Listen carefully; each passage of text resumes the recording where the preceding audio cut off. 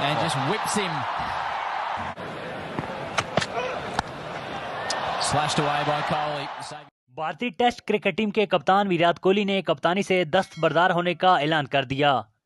बैन-अल-अक़वामी media report के मुताबिक विराट कोहली ने T20 के बाद अब टेस्ट टीम की कप्तानी छोड़ने का ऐलान करते हुए इस फैसले से भारतीय क्रिकेट बोर्ड को आगाह कर दिया है। ज़राए के मुताबिक जनूबी अफ्रीका के हाथों टेस्ट सीरीज में 2-1 से शिकस्त और तनकीद के बाद कोहली ने कप्तानी छोड़ने का फैसला किया। विराट कोहली ने अपने पैगाम में कहा कि उन्होंने 7 साल तक सख्त मेहनत करके टीम को दुरुस्त राह पर लाने की कोशिश की। कोहली ने कहा कि उन्होंने अपना काम ईमानदारी के साथ किया और जिम्मेदारियां भरपूर अंदाज से निभाने की कोशिश की।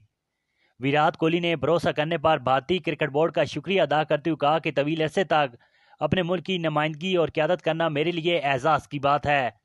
उन्होंने टेस्ट टीम और तमाम खिलाड़ियों के लिए नेक ख्वाहिशात का भी इज़हार किया। नाज़रीन, इस वीडियो के हवाले से कमेंट में अपनी कीमती राय का इज़हार ज़रूर कीजिएगा।